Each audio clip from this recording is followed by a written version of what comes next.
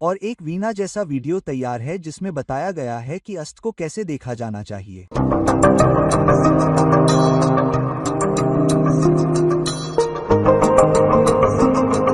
प्रत्येक ग्रह के लिए अस्त कैसे बनाया जाता है और फिर अन्य ग्रहों के सभी ग्रहों की स्थिति का उपयोग करके उस ग्रह के लिए अंतिम चार्ट बनाया जाता है और सभी बिंदुओं को एक साथ रखकर अंतिम में बनाया जाता है और फिर उसे जन्म कुंडली में प्लॉट किया जाता है ताकि विशेष घर की समग्र ताकत देखी जा सके और उन पर ग्रहों का गोचर कैसे अच्छा लाभ लाएगा। कृपया मेरे वीडियो को लाइक करें, कृपया मेरे चैनल को सब्सक्राइब करें और कृपया बेल आइकन को दबाएं ताकि आपको पता चल सके कि मेरा नवीनतम वीडियो कब आया है। और अधिक जानने के लिए और आपके लिए प्रासंगिक वीडियो खोजने के लिए कृपया मेरी वीडियो सूची देखें। नमस्कार और मेरे सभी दोस्तों को आपके मित्र ज्योतिषी और मार्गदर्शक एक बार फिर आपके साथ आपके अपने चैनल एस्ट्रो एश्योरेंस से। जीवन के किसी विशेष क्षेत्र में हमें सफलता मिलेगी या नहीं, यह भी अष्टक दृष्टिकोण से देखने पर आधारित है। अब अष्टक दृष्टिकोण क्या है? सबसे पहले वीजीए का अर्थ है विभाजन और हम जानते हैं कि विभिन्न विभाजन चार्ट को समग्र विश्लेषण के भाग के रूप में देखा जाता है और हम सहायक विभाजन चार्ट को देखते हैं ताकि हमें इस बात पर अधिक विश्वास हो सके कि लग्न चार्ट विभाजन चार्ट से सहायता प्राप्त है या नहीं।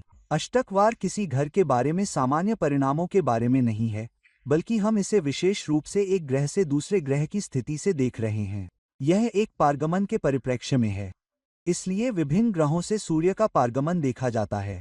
स्वयं से सूर्य का पारगमन भी देखा जाता है, लग्न से सूर्य का पारगमन भी देखा जाता है और यह देखा जाता है कि उस विशेष ग्रह से या लग्न से या स्वयं से सूर्य का पारगमन अच्छे परिणाम दे सकता है या उसे शक्ति दे सकता है। और जब सूर्य स्वयं से या उस ग्रह से पारगमन करता है तो सूर्य को कितनी शक्ति मिलती है या नहीं। तो यह केवल सूर्य का उदाहरण है। इसी तरह आप इसे शुक्र के लिए देख सकते हैं, आप इसे चंद्रमा, शनि, बृहस्पति और इसी तरह के लिए देख सकते हैं। केवल एक चीज है कि राहु और केतु इसमें शामिल नहीं हैं। तो एक हद तक अस्तक ये देखने का एक अच्छा तरीका है कि कोई खास गोचर हमें अच्छे परिणाम देगा या नहीं, लेकिन यह एक अचूक तंत्र नहीं है और इसलिए अस्तक को बहुत अधिक नहीं पढ़ना चाहिए। या तो ये कि क्योंकि अस्तक बिंदु अधिक हैं, इसलिए उस विशेष गोचर के कारण मुझे अच्छे परिणाम मिलने की अधिक संभावना है, या क्योंकि अस्त बिंदु कम है इसलिए मुझे उस विशेष घर के अच्छे फल नहीं मिलेंगे। कृपया अटके हुए भावों पर बहुत अधिक निर्भर न हो और यदि किसी विशेष घर में आपके अटके हुए भाव कम हैं तो बहुत निराश न हो। इस वीडियो में मैं अटके हुए भाव को समझने के लिए अधिक समर्पित करने जा रहा हूं कि तालिका कैसे बनाई जाती है, अंतिम तालिका प्रारूप और अंतिम बिंदु कैसे बनाए जाते हैं और आप किस हद तक ग्रहों के लिए कुछ परिणामों को बता सकते हैं।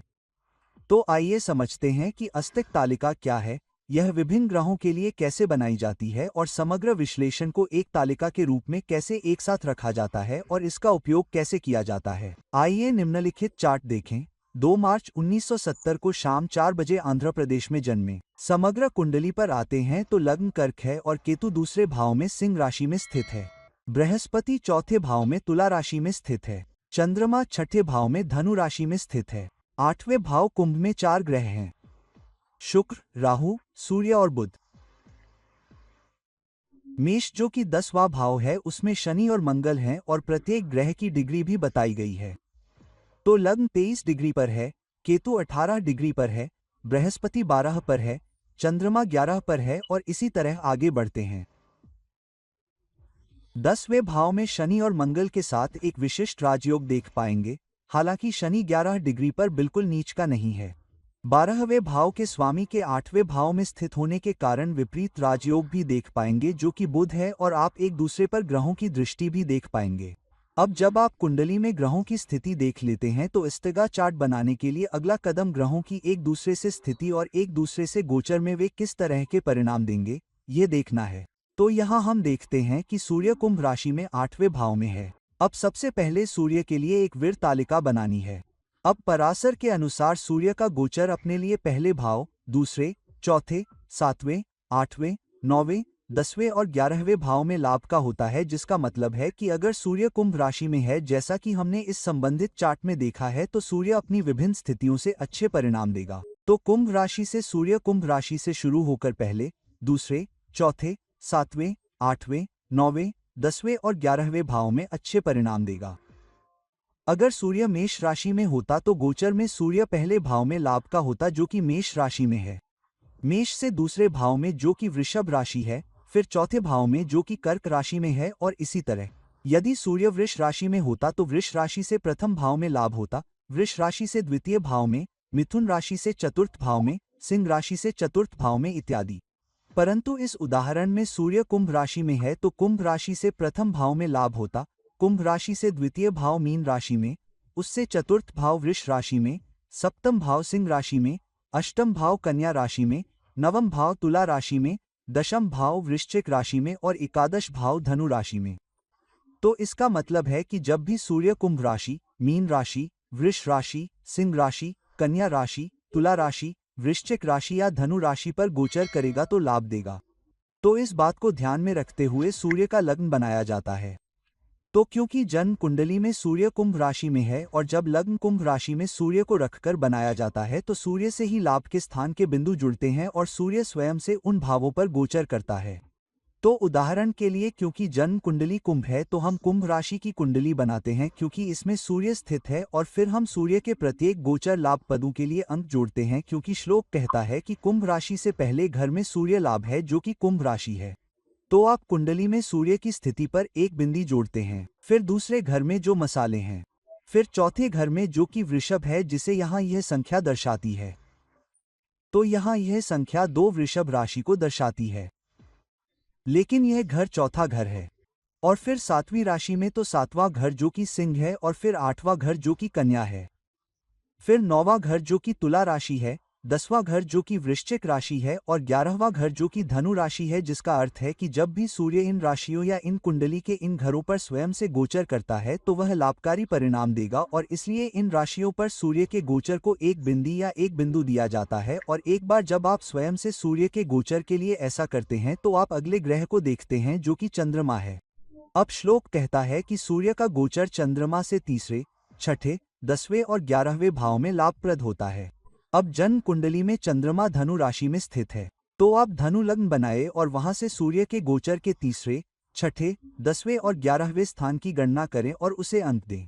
तो हाँ, तीसरी कुंडली में धनु लग्न से तीसरा भाव कुंभ होगा, तो कुंभ राशि को एक एक बिंदु दिया गया है, और फिर इसी तरह छठे भाव, 10वें भाव और 11वें भाव को एक एक लाभ बिंदु दिया जाएगा। फिर आप इसी तरह अन्य ग्रहों से गोचर को देखें। तो मंगल से सूर्य का लाभ 1, 2, 4, 7, 8, 9, 1, 0 और 11 स्थान है। तो इसी तरह का एक चार्ट सूर्य से स्वयं की स्थिति या सूर्य से चंद्रमा की स्थिति के लिए बनाया जाता है। इसी तरह बुध से और फिर बृहस्पति और शनि के लिए, और फिर शुक्र से और स्वयं लग्न से सूर्य को 3, 4, 6, 10, 11 और 12वें स्थान पर लाभ होता है, जो कि यहाँ है क्योंकि लग्न कर्क है, इसलिए कर्क को लग्न मानते हुए हम इनमें से प्रत्येक घर में बिंदु रखते हैं। जब आप संबंधित ग्रहों से सूर्य के इन सभी पारगमन को देखते हैं तो एक अंतिम तालिका बनाई जाती है। अब यह एक तैयार तालिका की तरह है। जन्म कुंडली नीचे दाईं ओर है। यहां आप देख सकते हैं कि सूर्य कुंभ राशि में स्थित है और मंगल मेष राशि में स्थित है, जो कि सूर्य से 3 घर दूर है। अब क्योंकि हम कहते हैं कि मंगल से प्रथम भाव में सूर्य लाभ भाव में है, जिसका मतलब है कि जैसा कि यह पंक्ति कहती है कि सूर्य 1, 2, 4, 7, 8, 9, 1, 0 और 11 स्थान में लाभ भाव में है, तो मंगल से प्रथम भाव वह भाव है जिसमें मंगल स्वयं स्थित है, जिसका मतलब है कि मेष राशि को 1 अंक देना होगा। अब जब आप बिनस्तिक वीर तालिका को देखते हैं, जब आप मंगल से सूर्य के गोचर की गणना करते हैं तो हम जानते हैं कि सूर्य 1, 2, 4, 7, 8, 9, 1, 0 और 11 स्थान में लाभ भाव में होगा। यहाँ जन्म कुंडली में हम जानते हैं कि मंगल मेष राशि में है, तो मेष राशि से सूर्य का गोचर देखा जाना चाहिए क्योंकि मंगल मेष राशि में है। तो सूर्य की पंक्ति के नीचे वाले कॉलम में मेष राशि को 1 अंक दिया जाना चाहिए। तो स्वयं से मंगल से सूर्य उदाहरण के लिए मेष राशि में एक बिंदु होना चाहिए, जिसे यहाँ हाईलाइट किया गया है। और फिर मंगल से दूसरे भाव में सूर्य एक और बिंदु देता है, जिसे मंगल के नीचे दूसरी राशि के कॉलम में हाईलाइट किया गया है। लेकिन मंगल से तीसरे घर में ये कोई अंक नहीं देता है, और इसलिए मंगल की पंक्ति में मंगल से तीसरी राशि के अंतर्गत हमें 0 अंक मिलते हैं, लेकिन चौथे घर में इसे 1 मिनट मिलता है, और इसलिए हम इसे उन सभी स्थितियों के लिए करते हैं जहां मंगल से सूर्य का गोचर लाभ के रूप में देखा गया है और मंगल के कुल अंकों को जोड़कर एक साथ रखा जाता है। इसलिए जब हम प्रत्येक ग्रह और उससे सूर्य के गोचर को देखते हैं कि यह लाभ है या नहीं, और फिर हम सूर्य के अष्टक बिंदुओं या विनाष्टक बिंदुओं को जोड़ते हैं, तो हम पाते हैं कि वे समग्र बिंदु राशियों के कॉलम के अंतर्गत प्रत्येक राशि में रखे जाएंगे। उदाहरण के लिए कुंभ राशि के लिए जब भी सूर्य कुंभ राशि में गोचर करता है तो आप पाएंगे कि यह 5 लाभ अंक देगा या इसकी ताकत 5 है, और इसलिए एक बार जब आप इनमें से प्रत्येक राशि के लिए प्लॉट करते हैं तो कुंभ राशि के अंतर्गत आपके पास 5 हैं, मीन राशि के अंतर्गत आपके पास 2 हैं, मेष राशि के अंतर्गत आपके पास 4 हैं, वृष राशि के अंतर्गत आपके पास 5 हैं। जब आप उन सभी बिंदुओं को प्लॉट करते हैं तो आप पाएंगे कि सूर्य की समग्र शक्ति, उसकी समग्र टैली देने की क्षमता में 48 है, जो कि बहुत मजबूत है। और फिर जब आप इनमें से प्रत्येक बिंदु को संबंधित राशियों के लिए प्लॉट करते हैं और आप इसे वास्तविक जन्म कुंडली में प्लॉट करते हैं तो आप पाएंगे कि जो संख्या अंदर की ओर है वह राशि की संख्या है। तो उदाहरण के लिए सूर्य के लिए कुंडली में 8वें घर में आप पाएंगे कि 8वें घर में 11 नंबर और 5 हैं। 11 नंबर जो अंदर है वह कुंभ राशि के लिए है और 5 नंबर उस विशेष राशि के लाभ बिंदुओं के संदर्भ में समग्र शक्ति के लिए है जो उस पर सूर्य के पारगमन के कारण है। और फिर इसी तरह 12वें कॉलम के तहत आप पाएंगे कि कुंभ राशि पर मीन राशि पर सूर्य के पारगमन के लिए कुल 2 बिंदु दिए गए हैं, और इसलिए मीन राशि जो इस लग्न के लिए 9वां घर है, आपको 2 बिंदु दिए गए हैं जो बाहर की ओर हैं। तो अंदर की संख्या राशि की संख्या है, जबकि बाहर की संख्या उस विशेष राशि और भाव पर सूर्य के गोचर के लिए दिए गए कुल अंक हैं। तीसरे भाव, चौथे, 5वें और सभी भावों के लिए बिंदु प्लॉट किए गए हैं, और एक बार समग्र बिंदु प्लॉट हो जाने के बाद आप पाएंगे कि जब भी सूर्य लग्न पर गोचर करेगा तो आपके पास 4 बिंदु होंगे। जब भी सूर्य मिथुन राशि पर गोचर करेगा तो आपके पास 3 बिंदु होंगे। जब भी सूर्य कन्या राशि पर गोचर करेगा तो उसके पास 3 बिंदु होंगे, और इसी तरह।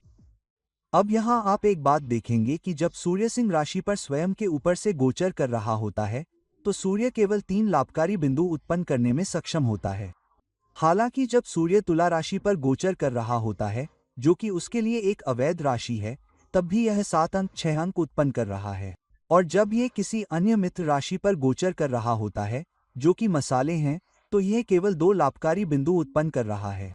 तो इसका मतलब है कि यह अष्टक सारणी इस बात को ध्यान में नहीं रखती है कि जब सूर्य अपनी राशि या अपने नैसर्गिक घर वृश्चिक राशि में गोचर करता है तो यहाँ 5वें घर में सूर्य अधिक बल उत्पन्न करेगा, और जब सूर्य 10वें घर में गोचर करता है जहाँ उसे अधिक बल प्राप्त होता है तो वह और भी अधिक बल उत्पन्न करेगा। तो इसे ध्यान में नहीं रखा जाता है और केवल ग्रहों के संदर्भ में एक विशेष स्थान से गोचर के आधार पर ही लिया जाता है। तो यहाँ सूर्य का विनाष्टिक वर है। अब जब आप विभिन्न ग्रहों के मिनिष्टका की गणना करते हैं तो चंद्रमा के लिए नियम यह है कि चंद्रमा स्वयं से पहले 3, 6, 7, 10, 11वें स्थान पर लाभ में है, और फिर सूर्य से तीसरे, 6, 7, 8, 9 और 10वें स्थान पर लाभ में है। मंगल के लिए लाभ में है। चंद्रमा बुध से दूसरे, तीसरे, 5वें, 6, 9, 10 और 11वें स्थान पर लाभ में है। चंद्रमा तीसरे, चौथे, 5वें, 7, 8, 10 और 11वें स्थान पर लाभ में है, और इसी तरह सभी ग्रहों के लिए लग्न सहित। अब जब आप सूर्य के लिए उपयोग किए जाने वाले समान तरीके या तरीके का उपयोग करके प्लॉट करते हैं तो आप पाएंगे कि प्रत्येक राशि के संबंध में समग्र प्लेसमेंट ने कुछ बिंदु उत्पन्न किए हैं। इसलिए उदाहरण के लिए शनि, बृहस्पति, मंगल के संबंध में मेष राशि पर चंद्रमा का पारगमन और सभी को मिलाकर वृषभ राशि पर 5 अंक उत्पन्न होते हैं, मिथुन राशि पर 6 अंक उत्पन्न होते हैं और 5 अंक उत्पन्न होते हैं, और इसी तरह। और जब चंद्रमा के बिनस्तिक वार पर अंतिम प्लान पॉइंट प्लॉट किए जाते हैं तो आप पाएंगे कि चंद्रमा का स्वयं के ऊपर से लग्न पर गोचर केवल 2 पॉइंट जेनरेट कर रहा है, जबकि चंद्रमा का कन्या राशि पर गोचर, जो कि स्वयं के लिए एक आंतरिक राशि है, बहुत अधिक 7 पॉइंट जेनरेट कर रहा है। और इसलिए यह एक ग्रह द्वारा दूसरे ग्रह पर गोचर के संबंध में जेनरेट किए गए पॉइंट को देखने का एक तरीका है, और यह ध्यान में नहीं रखा जाता है कि ग्रह संबंधित राशि में मजबूत या उच्च या नीच है या नहीं। और फिर आप मंगल का बिनस्तिक बनाते हैं, और फिर आप मंगल के लिए चार्ट बनाते हैं, और आप मंगल के लिए कुंडली या चार्ट प्लॉट करते हैं। फिर आप इनमें से प्रत्येक राशि से गोचर के संबंध में बुध के बिनस्तिक को देखते हैं और प्रत्येक राशि के लिए समग्र पॉइंट बनाते हैं, और फिर इसे समग्र लग्न में प्लॉट करते हैं। तो लग्न कर्क ही रहता है, जैसा कि यहाँ लग्न में देखा गया है, जिसमें अंदर 4 नंबर हैं लेकिन बाहर वह नंबर है जो बुध विशेष राशि पर गोचर करने पर जेनरेट करेगा। तो यहाँ बुध कर्क राशि पर गोचर करते समय 6 पॉइंट जेनरेट कर रहा है। हालांकि जब यह अपनी उच्च राशि कन्या पर गोचर कर रहा होता है तो आप पाते हैं कि यह केवल 3 लाभ अंक दे रहा है, जबकि मिथुन राशि पर गोचर करने पर भी यह केवल 3 अंक उत्पन्न कर रहा है। इसलिए जब आप बृहस्पति के द्विस्वभाव को ध्यान में रखते हैं और बृहस्पति के लिए चार्ट बनाते हैं तो आप पाएंगे कि उनमें से प्रत्येक को अंकों का एक अंतिम मिलान भी दिया गया है। बृहस्पति के अंकों का अंतिम मिलान सबसे अधिक है, जो कि 56 अंक है, क्योंकि बृहस्पति सबसे बड़ा लाभ भी है। फिर आप शुक्र की ओर बढ़ते हैं और आप शुक्र के लिए कुंडली या चार्ट बनाते हैं और आप लग्न चार्ट पर शुक्र के प्रत्येक पारगमन को इस बात को ध्यान में रखते हुए प्लॉट करते हैं कि इनमें से प्रत्येक राशि पर यह किस प्रकार का लाभ बिंदु उत्पन्न कर रहा है, और आप पाएंगे कि शुक्र को भी अन्य ग्रहों की तुलना में 52 अंक दिए गए हैं, जो कि शनि के लिए 39 से भी कम हो सकते हैं। और फिर जब आप विभिन्न ग्रहों के पारगमन से शनि के लाभ बिंदुओं के संदर्भ में शनि का विंस्ट बर्गर बनाते हैं, तो आप शनि के लिए चार्ट बना पाएंगे, जिसका अर्थ है कि अन्य ग्रहों के संबंध में शनि की प्रत्येक स्थिति के लिए उसे कौन से बिंदु दिए जाएंगे। इसलिए उदाहरण के लिए यहाँ हम देखते हैं कि शनि स्वयं से तीसरे, पांचवें, छठे और 11वें स्थान पर लाभ में है, तो जन्म कुंडली में शनि कहाँ है? लग्न चार्ट में यह 10वें घर में है। तो 10वें घर में क्योंकि हमने कहा है कि यह तीसरे से देगा, तो यह स्वयं से तीसरे, पांचवें, छठे और 11वें स्थान पर अंक देगा। तो जब आप शनि की स्थिति को स्वयं से तीसरे भाव में देखते हैं, तो शनि आपको एक अंक देता है, पांचवें भाव में खुद से एक और अंक देता है, छठे भाव में खुद से एक और अंक देता है, और शनि के स्वयं से ऊपर से गोचर के संबंध में कुल अंक आपको 4 अंक देते हैं। और जब आप विभिन्न ग्रहों से शनि के गोचर को ध्यान में रखते हैं और आप उस विशेष राशि के संबंध में कुल योग को प्लॉट करते हैं, तो आप पाएंगे कि मेष राशि पर शनि के गोचर को एक बिंदु या एक अंक मिलता है। सभी ग्रहों पर संयुक्त रूप से शनि को दिए गए कुल अंक, लाभ अंक केवल 39 हैं। और फिर आप शनि के लिए चार्ट प्लॉट करते हैं और फिर आप इसे सभी ग्रहों के लिए करते हैं, और फिर प्रत्येक ग्रह के अंतिम अव का अंक और कुंडली कैसी है। तो अगर आप सूर्य चार्ट को देखते हैं, अगर आप वापस जाते हैं और मेष राशि में सूर्य के बिंदुओं की संख्या पाते हैं, तो आप पाएंगे कि हमने सूर्य को उसके गोचर में वृषभ राशि पर 4 अंक दिए थे। यह 5 प्रभाव बिंदु उत्पन्न कर रहा था, और इसलिए जब आप सभी बिंदुओं को एक साथ रखते हैं और आप कुल देते हैं, तो विशेष राशि की यह समग्र शक्ति क्या है। सबसे नीचे वाली पंक्ति में जो योग है वो हमें बताता है कि वो विशेष राशि कितनी मजबूत है। तो इसका मतलब है कि यहाँ पहली राशि मेष है, जो विभिन्न ग्रहों के पारगमन के संबंध में 28 के समग्र लाभ अंक उत्पन्न कर रही है। फिर सभी ग्रहों के लिए वृषभ पर पारगमन 31 अंक उत्पन्न कर रहा है। तो आप कह सकते हैं कि वृषभ राशि 31 की समग्र शक्ति उत्पन्न कर रही है। मिथुन 24 उत्पन्न कर रहा है, कर्क 32 उत्पन्न कर रहा है, सिंह 26 उत्पन्न कर रहा है, और इसी तरह। तो यहाँ आप पाएंगे कि सबसे अधिक या सबसे बड़ी ताकत धनु राशि के लिए है, जो 37 है, और उसके बाद तुला राशि है जो 33 है, और फिर आपके पास कर्क राशि है जो लग्न है जिसके 32 अंक हैं, और फिर वृषभ राशि 31 अंक उत्पन्न कर रही है, और साथ ही कुंभ राशि है जो 31 अंक उत्पन्न कर रही है। सबसे कम अंक मीन राशि द्वारा एकत्रित किए जा रहे हैं, जो 9वां घर है और लाभ के लिए सर्वोच्च घर माना जाता है। फिर भी आप पाएंगे कि सभी ग्रहों के कुल गोचर को मिलाकर एक अंतिम आका तालिका में हमें केवल 18 अंक मिल रहे हैं, और इसलिए केवल आका तालिका पर निर्भरता या बहुत अधिक निर्भरता और उससे प्राप्त परिणामों का विश्लेषण सही नहीं होगा। अब जब आप अष्टगा तालिका में सभी ग्रहों की कुल ताकत को एक साथ रखते हैं और फिर उसे संबंधित जन्म कुंडली पर प्लॉट करते हैं, तो यह कुछ इस तरह दिखेगा। तो यह अभी भी एक कर्क राशि की जन्म कुंडली है, जो कि अंदर से लग्न में है, जो दर्शाता है कि यह एक कर्क लग्न है, और आप पाते हैं कि लग्न 32 लाभ अंक उत्पन्न कर रहा है। दूसरा घर जिसमें सिंह राशि है, 26 अंक उत्पन्न कर रहा है। तीसरा घर जो कन्या राशि है, 28 अंक उत्पन्न कर रहा है। चौथा घर जो तुला राशि है, 33 अंक उत्पन्न कर रहा है, और इसी तरह। तो यहाँ हम पाएंगे कि अंकों की संख्या के मामले में सबसे मजबूत ताकत धनु राशि के छठे घर द्वारा उत्पन्न की जाती है। अब छठा घर एक धूल है, फिर भी यह उस पर गोचर के आधार पर सबसे अधिक लाभ अंक उत्पन्न कर रहा है। इसका मतलब है कि छठा भाव सेवा और दूसरों की सेवा के लिहाज से है, और धनु राशि अध्यात्म, उच्च शिक्षा और मार्गदर्शन का प्रतीक है। इसलिए इस व्यक्ति को सबसे अधिक लाभ तब मिल सकता है जब वह दूसरों तक पहुंचने और उनकी मदद करने के लिए आध्यात्मिक माध्यम का सहारा ले रहा हो, और क्योंकि धनु राशि लंबी दूरी की यात्रा और अन्य संस्कृतियों से मिलने और जुड़ने का भी प्रतीक है। इसलिए यह व्यक्ति विभिन्न समुदायों, संस्कृतियों और राष्ट्रीय सीमाओं से परे लोगों के लिए परामर्शदाता या मार्गदर्शक भी हो सकता है, और अध्यात्म को माध्यम के रूप में या उच्च शिक्षा के माध्यम के रूप में या प्रबंधन सलाहकार के रूप में लोगों की सेवा करने में सक्षम होगा। और उसका सबसे अच्छा लाभ लोगों की सेवा में परामर्श या मार्गदर्शन या सलाह के माध्यम से होगा। अब दूसरी महत्वपूर्ण बात यह है कि 10वें भाव में 28 अंक हैं जबकि 11वें भाव में 31 अंक हैं। अब क्योंकि हम जानते हैं कि किसी विशेष भाव से दूसरा भाव उस भाव से होने वाली कमाई का होता है, तो 11वां भाव 10वें भाव से होने वाली कमाई का होता है। अब क्योंकि 10वें भाव में केवल 28 अंक हैं जबकि 11वें भाव में 31 अंक हैं, इसका मतलब है कि व्यक्ति का प्रयास उसके लिए फायदेमंद होगा। वह जितना अधिक प्रयास करेगा, उसे उतनी ही अधिक सफलता मिलेगी और सफलता वृषभ राशि से आ रही है, जिसका अर्थ है कि प्रयास जितना अधिक होगा, धन आएगा। इसलिए वह अपने करियर में जितना अधिक प्रयास करेगा, जो कि सेवा के छठे घर से मजबूती से जुड़ा है, वह उतना ही अधिक लाभ कमाएगा। हम जितना अधिक धन कमाएंगे, वह अपनी आकांक्षाओं को पूरा करने में उतना ही अधिक भौतिक लाभ प्राप्त करेगा। उसकी इच्छाएं पूरी होंगी और सामान्य समाज में, क्योंकि 11वां घर सामान्य समाज का घर है और अपने तत्काल नेटवर्क से परे एक सामाजिक नेटवर्क तक पहुंच रहा है, इसलिए जब भी वह सीमाओं से परे संस्कृतियों, समुदायों और सीमाओं से परे लोगों की सेवा करता है, तो व्यक्ति पाएगा कि उसे नाम और प्रसिद्धि मिलेगी और अधिक सफलता मिलेगी। वह जितना अधिक प्रयास करेगा, उसे उतना ही अधिक लाभ होगा। इसलिए सामान्य रूप से जो 24 और उससे कम अंक हैं, उन्हें उस विशेष घर के लिए बहुत फायदेमंद नहीं माना जाता है, लेकिन 30 से अधिक अंक बहुत अच्छे माने जाते हैं।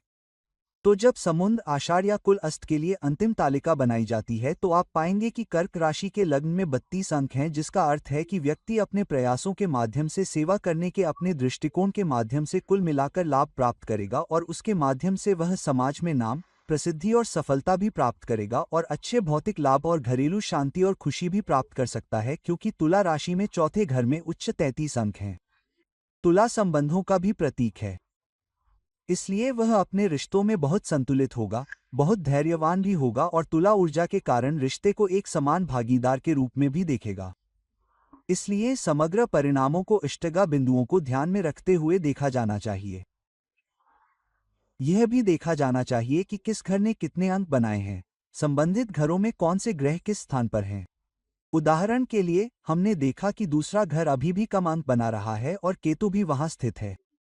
तो समग्र विश्लेषण को ध्यान में रखते हुए कुछ भाग पर ध्यान देना चाहिए, अष्टक पर कुछ ध्यान देना चाहिए, योगों पर कुछ ध्यान देना चाहिए, दशाओं पर ध्यान देना चाहिए, कुंडली की समग्र शक्ति और दशा स्वामी भी कितने मजबूत हैं और अंतर्दशा स्वामी भी हैं और क्या उस पर कोई युति या दृष्टि है, और केवल एक चीज को ध्यान में नहीं रखा जाना चाहिए और एक तैयार वीणा जैसा वीडियो देखना चाहिए कि अस्त को कैसे देखा जाना चाहिए, प्रत्येक ग्रह के लिए विनायक वह कैसे बनाया जाता है, और फिर अन्य ग्रहों से सभी ग्रहों की स्थिति का उपयोग करके उस ग्रह के लिए अंतिम चार्ट बनाया जाता है और सभी बिंदुओं को एक साथ रखने के लिए अंतिम अस्त्र बनाया जाता है और फिर उसे जन्म कुंडली में प्लॉट किया जाता है, ताकि विशेष घर की समग्र शक्ति देखी जा सके और उन पर ग्रहों का गोचर कैसे अच्छा लाभ लाएगा।